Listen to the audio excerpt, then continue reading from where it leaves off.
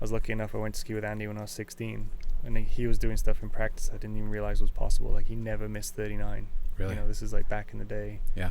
I was just like 39 just seemed impossible. Yeah. And here's this guy that's never missing it. He's like never missing it, and then I got to like try his ski, and then I ran 39. I was like, what are you talking about? Like this isn't real life. What did that do for you mentally when you got on his ski?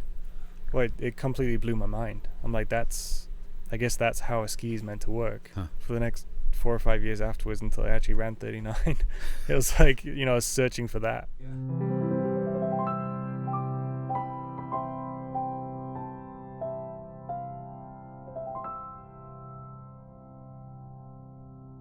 Cali ProAm, dude. We're done. Yep. What just happened? Fierce competition. It was fierce. Yeah. I was talking earlier to, I don't know if you know Willy Ellermeyer. Yep.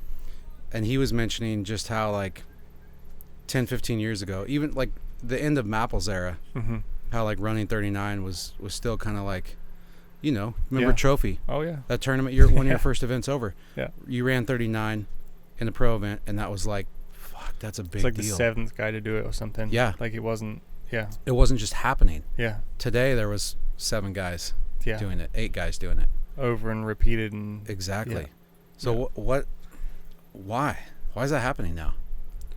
What's one reason? I think that the code's been unlocked for a lot of people, whether it's skis or, you know, technique or the basics or something, or it's just bare necessity. You have to do it. Like if you're not doing it, you're not competing. But the bar's up here now. Yeah, the level's pretty high.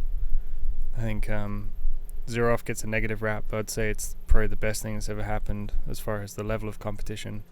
Do you think just because of consistency? I think consistency, yeah. I think before people would be like, oh, just bump it down 20. We were talking about it last night, even. And it was, whereas before, I know a lot of people train slow.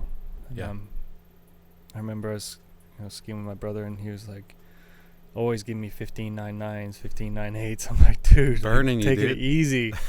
But then I remember we got, one year we got to Masters, and we're on the start dock, and the times were getting radioed through, and it was like 15.99, 15.98. Yeah. And, you weren't freaking out when you heard that? No, I was like, oh, okay, that just sounds normal. But, yeah. But I think now everyone is almost forced to train. Like it's a real pain in the ass to try and like bump it down 20 now. Yep. Like you're on a whole different screen. Yep. You kind of feel practice mode. Feel a bit like a loser, you know. You feel kind of like you're doing something wrong. Yeah. Yeah.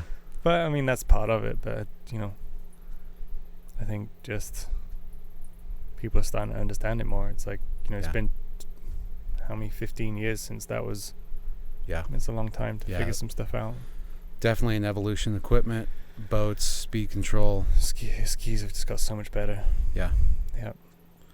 What's one thing, because you've had a great season, I would say. I mean, that European run, well, I didn't even know this, but there was more events in Europe this year, I think, than here, right? I missed 2, so I had, I think I did 4 events, and there were 6. So I actually missed 2 of them. So that's more than we had in the US or anywhere else in the world. And even next year they're talking about adding a couple more. So it'd actually be like a full-on legit European. They want to link them together, do their own point system. Still keep the elite list as like a global list, but then have within the European tour have like their own point system with a bonus at the end. Like that's kind of that's the goal and the dream of a few people. But I mean, just to see the excitement in skiing still be there, and the willingness for people still to put the work in to put events on, and I mean it's still a cool sport. Like, fuck yeah, it is. Like it's crazy. Sometimes you forget, like you and I, we've been in it for so long, but you get to meet people, whether it's at boat shows or tournaments, and you just realize there's still a lot of people out there that just are so passionate about this sport. Yeah. And just the future of it. Like I met a kid this weekend, and he's been his first year of skiing, and he traveled from across the state to come here just to watch, and like you just see the passion in his eyes, and he's like commenting on my Instagram and all this stuff. But that's real. That's real. That's genuine, authentic passion from people who have had some sort of brush or influenced by this sport that we're in, that we love. Has good values. I mean, there's a lot of a lot of lessons to be learned in this sport. Yeah. You know, it's humbling, like constantly. Like Yeah. today, you know, it's Yeah. I'm happy with how I skied. I cannot complain. I went out there, had a goal in mind, and it got beat. Like Yeah. I can't do anything different than that. Yeah. Just on the day it didn't work out, but What I saw today, I mean, I've watched you all season via webcast, you know, whether it was in Europe or it was, you know, the World Championships or whatever. And ever since, you know, I mean, I'm not trying to plug any ski, but you've gotten on Omega this year, more or less, and I feel like the consistency has just changed.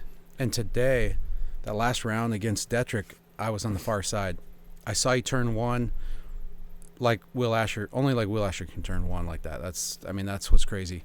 But the crowd was like, ooh, you know, like kind of freaking out. Like, Yeah. shit, that's a bad one.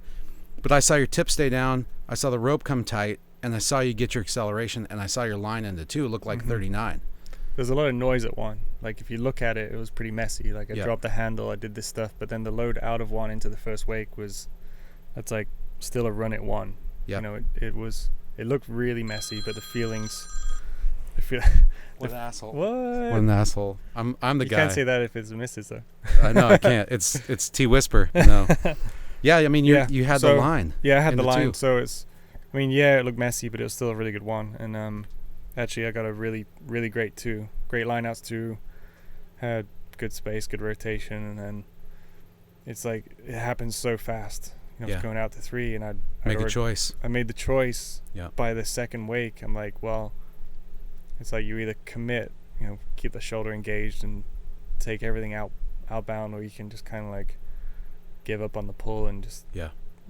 But as soon as you make that decision to give up on the pull, like you're not going to get rotated at three. No. So. No. You got Detrick behind you, and he's got to beat you. Yeah. And Three's a big score. It's a big score for him. It's a big score for him. Yeah. And it, and then like as soon as you've done it, you're like, oh shit! In the first round, he got four with Greg in worse conditions. You're like, Yeah. you know, almost instantly, I'm like, I think he's gonna do it. Like I You had a pretty much feeling. knew, yeah, I had a pretty good gut feeling that he was gonna do it.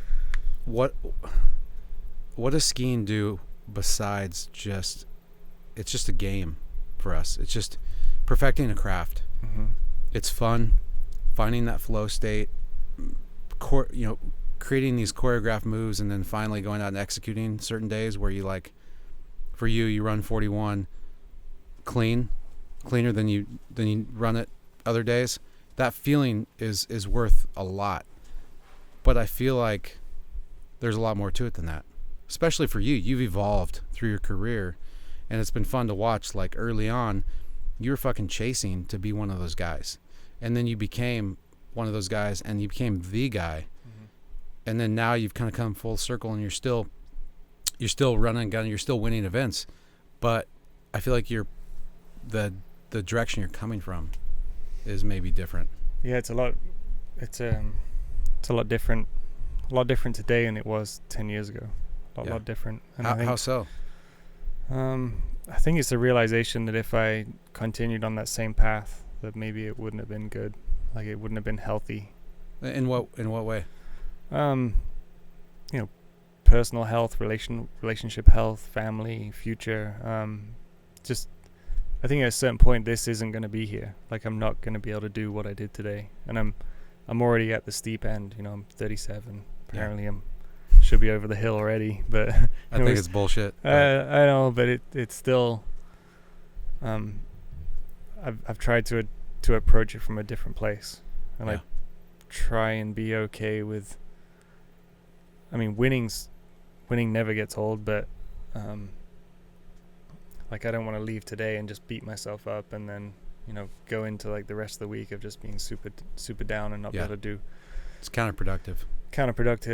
And I look at a lot of the most interesting people in the world, and they have a lot of passions and they have a lot of different stuff, and I think it makes a more rounded human, and it makes someone more interesting to be around. And like I've got a lot of different passions, so I always say I'm the jack of all trades, master of one. So it's like I want to be good at everything, whether it's cycling or kiteboarding or snow skiing. Like if I'm gonna if I'm gonna put my bike shoes on, it's like, okay, let me try and be the best version of this, whatever this is. But or if, even as far as being a husband, it's how can I maybe be the best version of the husband that I can be. Not often it means sacrificing and being willing to sacrifice, and it's like, well, and part of my ego wants me to do this, like I want to go skiing, I want to go there, but it's like, well, maybe if I take this other approach, then maybe I can still get there, and it's maybe in a better way, in a more healthy way. Yeah. So that's I would say that's been the test for the last 2 or 3 years. It's like, well, can I do it in a different way that's more healthy and stand a chance of getting out of it, whole. Yeah. Unscathed, so to speak. Unscathed, so to speak. And then if this goes away, do I have other things in place that are going to make me happy? And yeah. I mean, it's a good topic. I've thought about this a lot, because you see people like Terry Winter or Adam who have kids. Yeah. Or Karen and Freddie who have kids, and they somehow still seem to like stay at that level. Yeah. Sometimes maybe even get a little bit better. Mm-hmm. And I wonder because I don't think humans are like polishing a car. Like just polish one spot. I feel like if you do that too much, you're missing everything else. You can't see everything else. I feel like sometimes as a human, maybe it's better to kind of have a couple different things to touch. Yeah. So that you don't overtrain or over focus on any one thing, and they all kind of get stronger together in a way.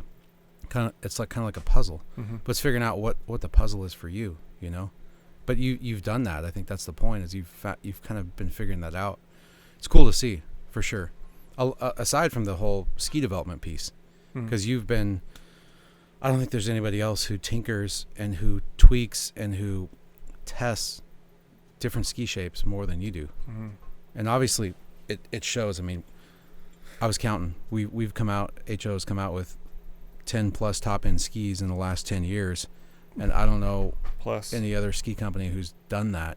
And that's the ones you see. And those are the ones you see. Yeah. There's a lot you haven't seen or didn't make it, or a lot that didn't make, and it's... And we're not always good. They're not always the best we can make. It's like we're chasing that ski. Mm-hmm. So you're going to make some mistakes, but we're taking shots. And I think now what you're riding looks really good. Yeah. If you think about it, we're a relatively young company, as far as like the development design team. Yeah. And I think we've gone through a few. I mean, I probably could have been like, okay, this is my ski, and I'm going to stick with it, and I'm not going to improve, and I'm going to have this one thing for the rest of my career. And I probably would have been better. I probably would have had more wins, more consistency. I probably would have been happy with second for the rest of my life.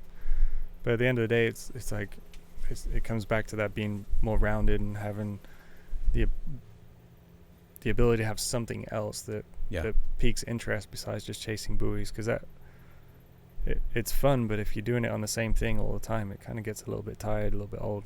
Yeah. But I feel like that's almost, I mean, I'm that person in a way. Like once I found a ski, I would stick with it, but I feel like that's almost kind of not a sickness, but it's like you don't get tired of something. Mm-hmm. Like if you're a person like me, or like there's other, like Nate, for instance, it seems like he's been on the same ski forever. It just seems like that in and of itself is like the other end of the spectrum from over tinkering. Yeah, I mean, he's maximized that. Like that ski that I would say the ski he rode today is very close to the ski we first ever saw him ski on. Yeah. I'm gonna say it's not very far departed from that. And I mean, you can't really blame him, because he's hard to beat riding that ski. Yeah. So like, what's his? He's already got the world record. He's already got this and that. So what's the motivation anyway? But, exactly. But I mean, for me, it's like, if I've done great things on many different types of skis. A lot, yeah. Whether it's like the Omega, it couldn't be any further away from the Syndicate Pro. They're completely different skis. I had a pretty good season last year, and then this year I'd say I feel more balanced, more comfortable on this ski, and it's probably hopefully a better platform to leapfrog, and we can improve on for next season. That would kind of be the goal moving forward. I was just gonna say, I feel like sticking with one shape doesn't really offer much to the rest of the world. Yeah. Like what you've done with trying to find that next best thing is you've helped the whole syndicate team and driven them forward so that we can create new offerings for people. I mean, the world's diverse. There's a lot of people that love to water ski. Not very many people, compared to the overall amount of people that ski, not very many people compete. But there's a lot of people that ski buoys that don't ever compete. And if you can offer them a better shape, a better design that improves their experience on the water, we talked about that a couple of years ago. That's pretty powerful. And you don't do that unless you're trying all the time. Yeah, you got to fail a lot. Yeah. It's about finding out what doesn't work is just as valuable as finding what does work. And this week if we have fly home tonight, and then tomorrow's Monday, so it'll be an overnight red eye flight. Then tomorrow I'll probably ski, and I'll probably try a different ski for a couple of days, and then on Thursday we go to Malibu Open in Charleston, South Carolina. So I could easily get home tonight, just ride my ski for a couple more days, and it'll probably be better for me. But less compelling. Less compelling, and it also comes, it's being pushed by like you and Dave and Bob to the realization that chasing buoys is important to us, but there's also a bigger side to the sport as far as growing it and trying to bring people in at the grassroots level. And most people are at it at the grassroots level are not chasing buoys. They're trying to get a good feeling behind their outboard boat or pontoon boat or something, and it's challenging to find something that isn't ideal for me but you hope would be ideal for somebody else. And I think that comes from failing often. A lot. You got to find those boundaries. Yeah, you got to find those boundaries, and in that you tend to find stuff that that maybe applies to my skiing too, and that's fun. That's pretty cool. What about your skiing? What's one, or maybe not the most important key, but like what's something that you've keyed in on in the last year that you feel like has helped your skiing on the water that might apply to some other people out there? I'd say for the last year, last 2 or 3 years, I've questioned everything. So everything that I believe to be true, I've questioned it, and often the stuff you believe to be true can be the hardest stuff to let go of, and it's taught me a lot about myself. But it's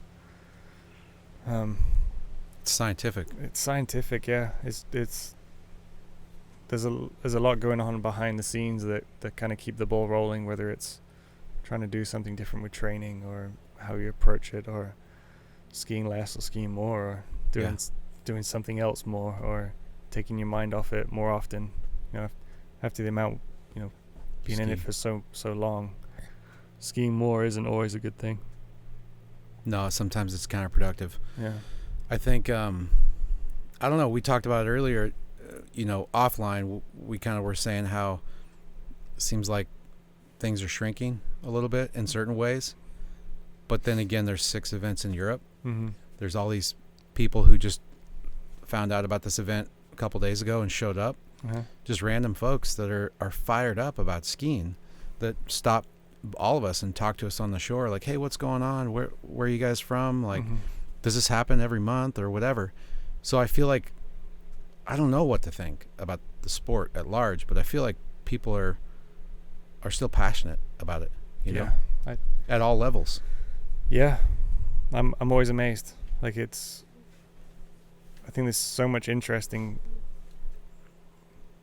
so much to compel someone to get on a water ski. There's so many different levels of performance and joy, or whether it's just straight up fitness and health, or whether it's trying to master a craft. I think it's this definitely seems to be something that has it all, whether it's the 6-year-old kid or the 86-year-old guy or lady that are still out there chasing buoys. It really is a sport you can do at all ages. And, that's a huge boost for us. I think so, yeah, because a lot of sports, kind of like you really can't do it past. No, you just kind of lose the. Get old and creaky, and your body can't handle whatever it is. Yeah, but I mean, we hanging out with some of the guys this weekend, and they're in their 80s and they're still like hungry to chase buoys, you know, and they're getting PBs and they're improving, and it's crazy. I mean, I hope I have something when I'm in my 80s, and Are you gonna be skiing when you're 80? I hope so. Yeah. Yeah, I mean that's the goal, isn't it? Like Yeah. that kind of comes back to something we spoke about earlier. It's like how do you get to the point where maybe when my time's done being able to compete with these boys, that I still am hungry to get out there and still do it. Like I don't want to get to the point where it's last tournament, put the ski in the bag and never see it again. Yeah. Which, you know, it does happen. And it happens. It happens, yeah. I mean, you've always stayed passionate about it and you've stayed involved. And it's how do you keep that going? Yeah. It is hard though. I will say, like, in a way, I understand how guys like Carl Roberge and Sammy Duvall and Bob Lapointe, I'm not singling them out. It happened to a lot of folks, how they kind of drifted away from the sport for a while. Yeah. And kind of detached. And I kind of get it, because like today on the other side of the lake, I was sitting there and I was looking at this pro event. It's the best skiers in the world. And I just kind of saw how fragile it all was. Like, this event's put on by a bunch of people, but it's spearheaded by one guy, Greg Bedell. He's been doing it for what, 17 years? Yeah. And I think I've been to some of the early ones, and you've been to a lot of the ones since whatever 2008, 9, something like that. But without a guy like that, you don't have an event like this. And I just saw how fragile it was, and I was like, kind of gave me a weird feeling, like, man, how much longer is this going to be around? Yeah, it's a lot of work for them. I mean, and then the greater pro skiing sport at large, like, is it going to survive? Like, that's what I was thinking in my head, which kind of, I didn't want to think that, but it just was happening. Yeah, because I see NFL, you know, NBA, MLB, golf. I see all these fucking sports that are good. They're good athletes. They're talented, but so are you guys. They're like, they seem to be growing, but it's like they had this much and now they just get more of the pie. Like, they've kind of unlocked the code as far as getting people's attention, and, you know, people sit down for 5-6 hours and watch a golf match, which 5-6 hours, can you imagine? Yeah. I mean, I don't know. Well, people watch NASCAR, they watch football, they watch baseball, and they've never done it. Yeah. A lot of people. But they can watch it.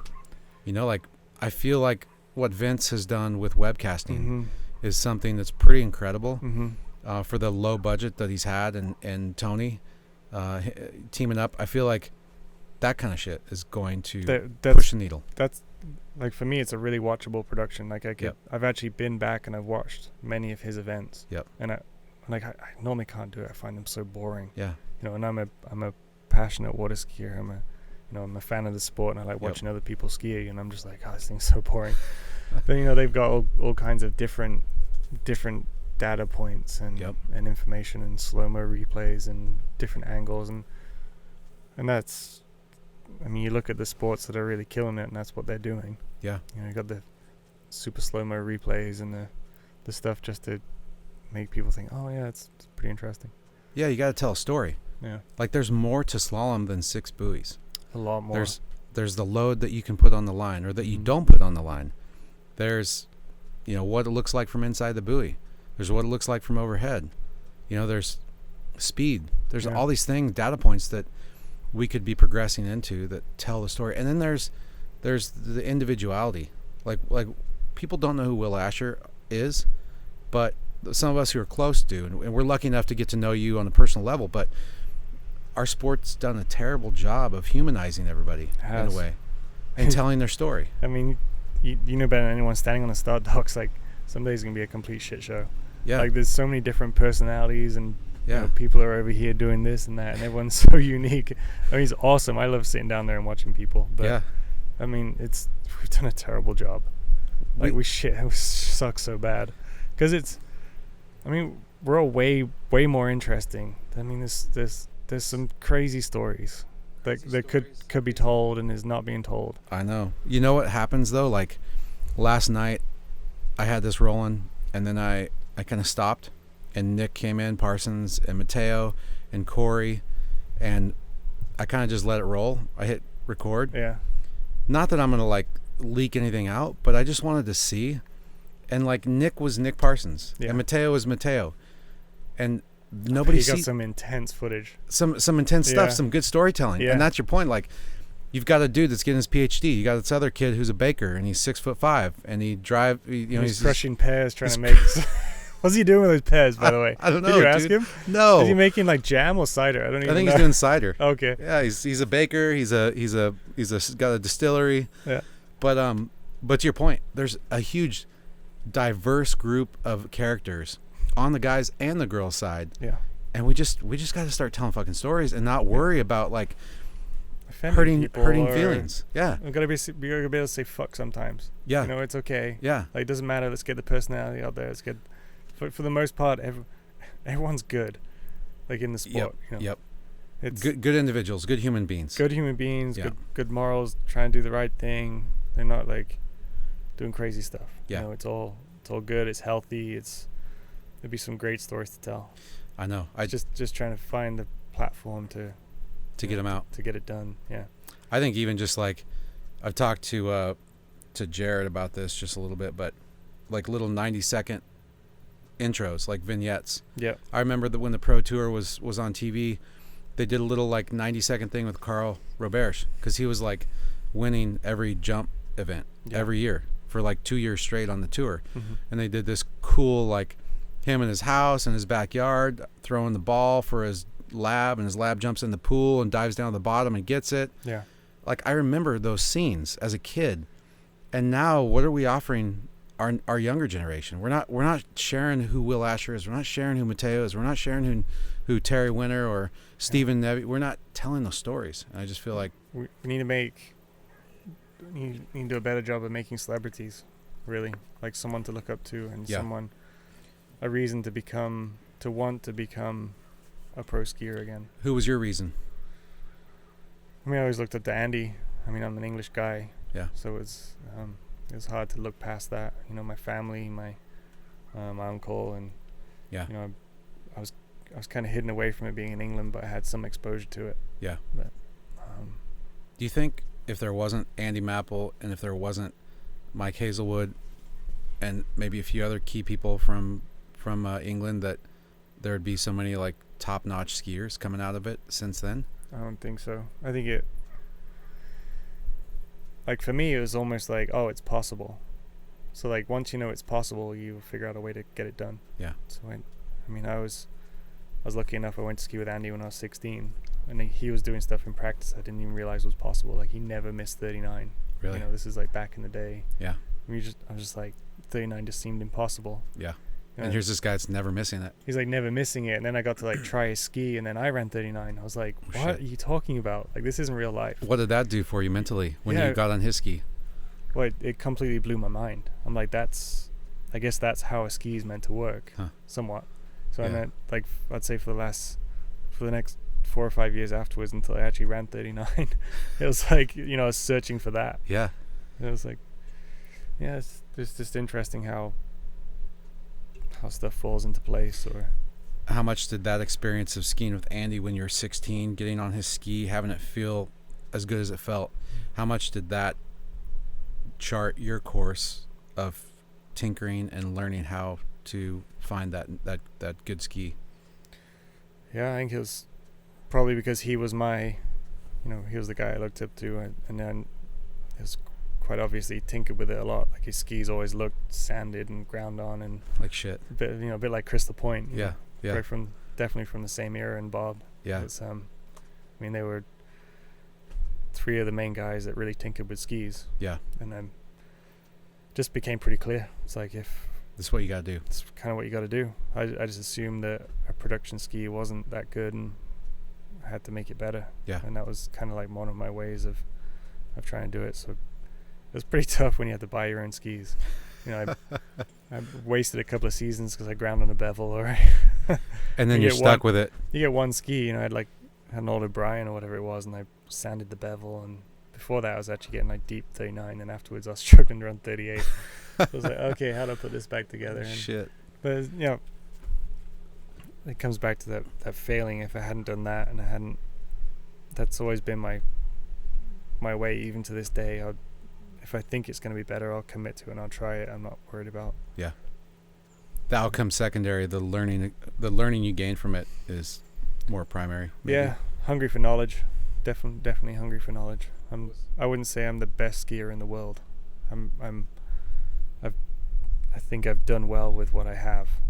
I wouldn't say I look at myself or watch myself on video and be like, wow, I'm like, no one stands a chance. I'm like, I'm piecing it together with ski setup and technique and tweaking this, tweaking that, and making the best of what I've got. Yep. And then hopefully over time you evolve into something better. I feel like I'm better today than I was 5 years ago.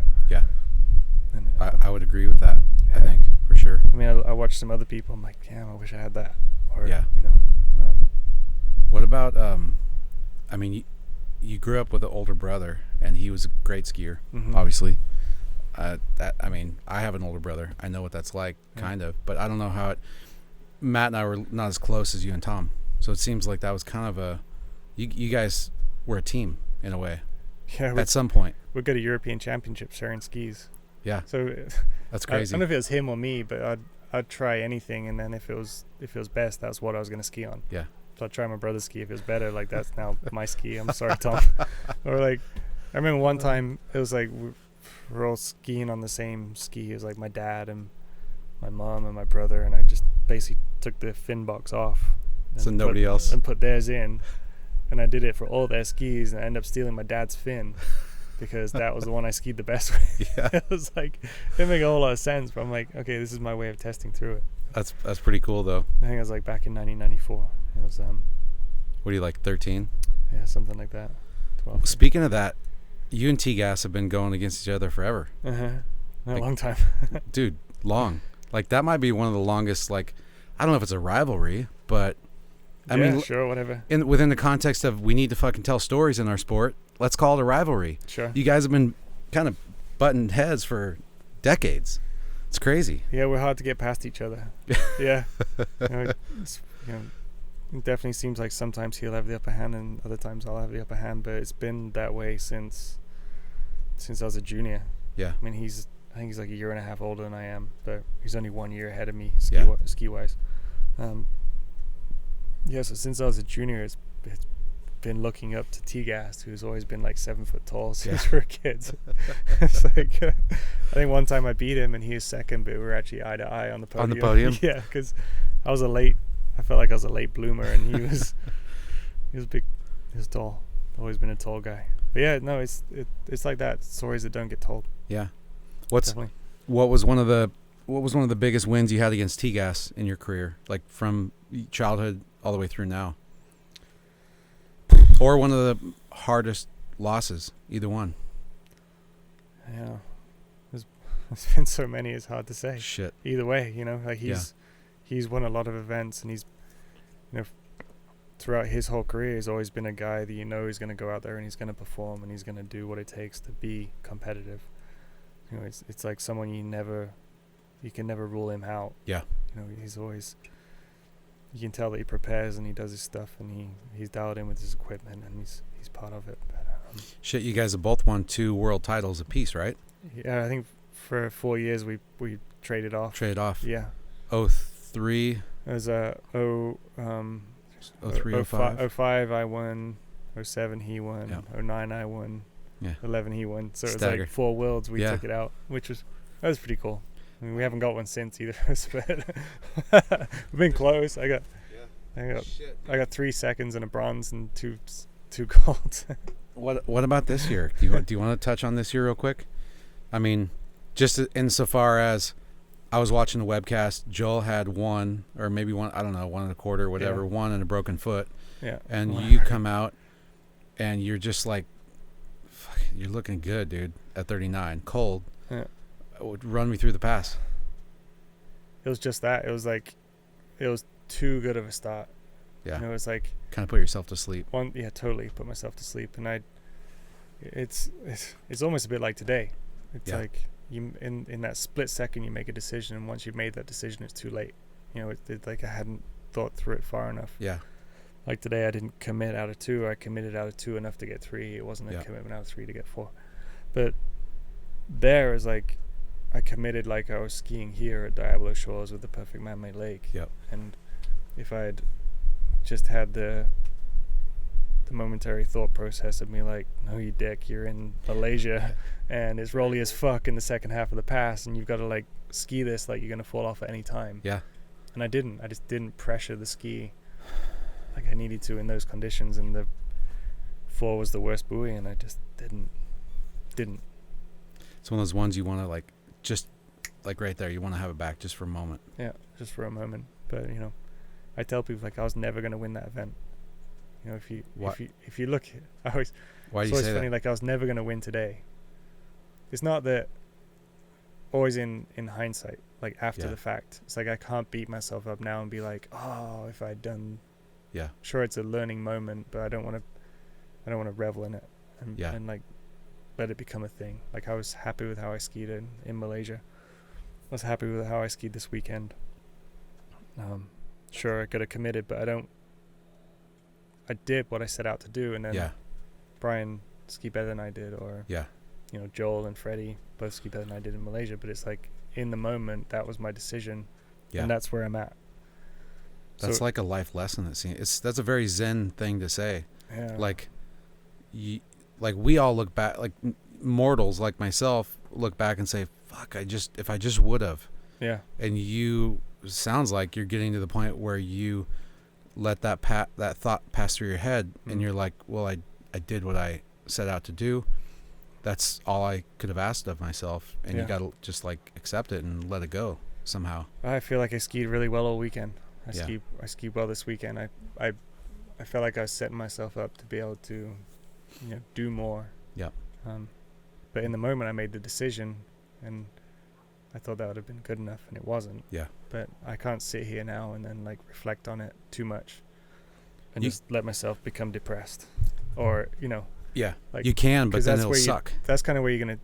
If I take that road, that's where I'm gonna take myself. Yep. And I'm gonna beat myself up about it. But it's like, okay, we'll learn from it quick. It's like it's a pretty quick lesson to learn. Yeah. It's like if you get out of 2, just fucking commit. Just go. And be fine with it. And if you end up falling at 3, it's no big deal. But you went for it and you committed. Yeah. So it's like that's the amount of reflection I need on it. And then you can move beyond it and incorporate that into life moving forward. I think so. Yeah. Yeah. Yeah.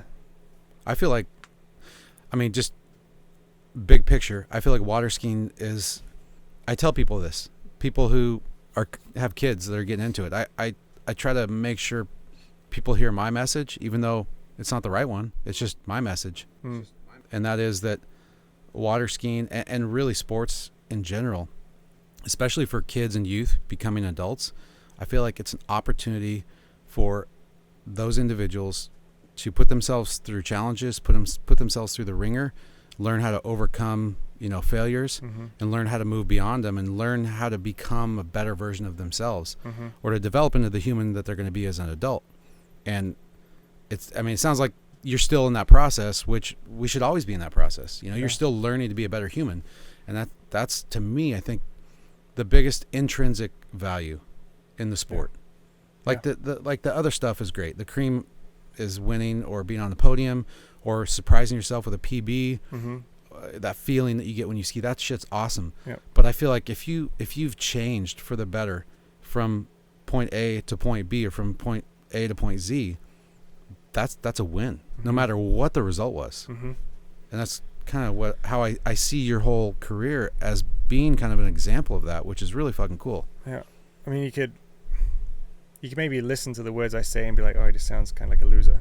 You know, it's like, well, he just, you know, doesn't seem that passionate about winning or whatever it is. It's like people who wouldn't know you would maybe think maybe that. Yeah, because I'm always saying, well, I've become comfortable with like losing's okay. You know, I'm not going to beat myself about it. It's not going to end my life. It's not, you know, but I would say I'm more competitive than I've ever been. Yeah. As far as that, it's just when I win, you know, it's still super exciting. But when I lose, it's not going to crush me. Which in the past it has. Like I've just been like destroyed mentally, and it's trying to find a place where it's like you don't want to have these super highs and these super lows. It's like it's just trying to find this happy place where you're just happy with life.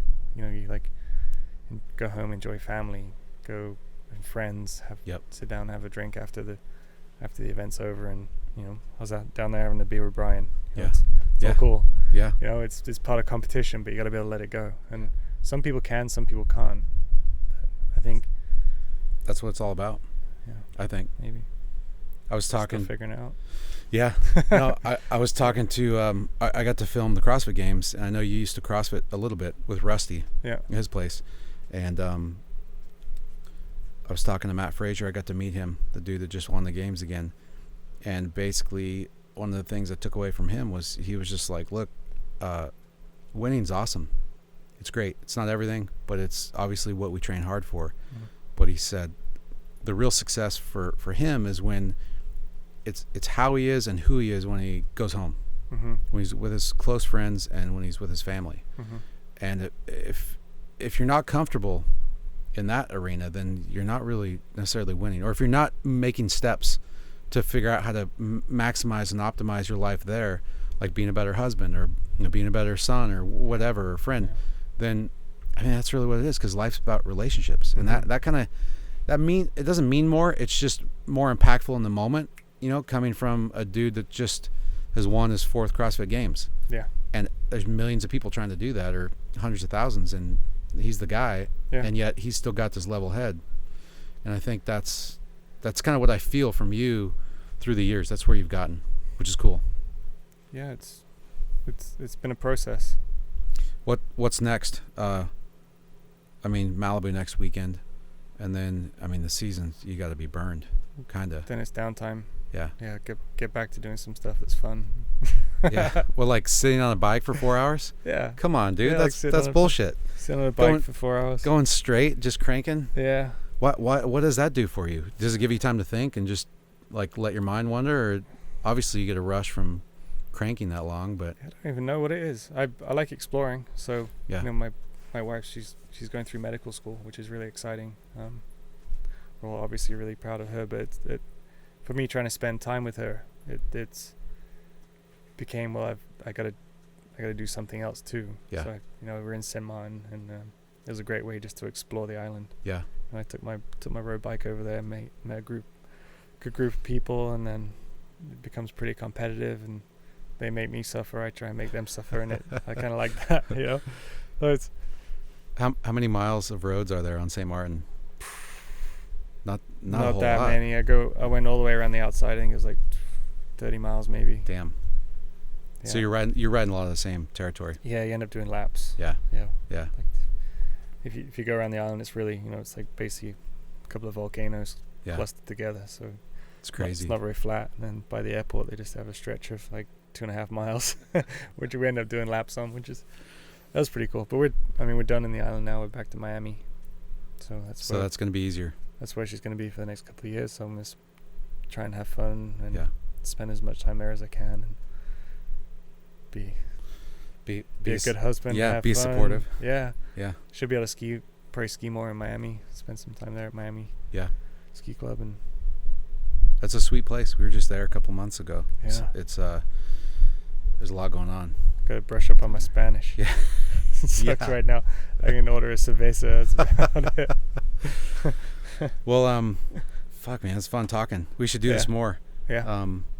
Who knows what comes up when we talk about. Sometimes the conversation goes one way or another, but it always seems to be pretty interesting. It'd be cool to dig into, like, unravel some of this stuff sometime.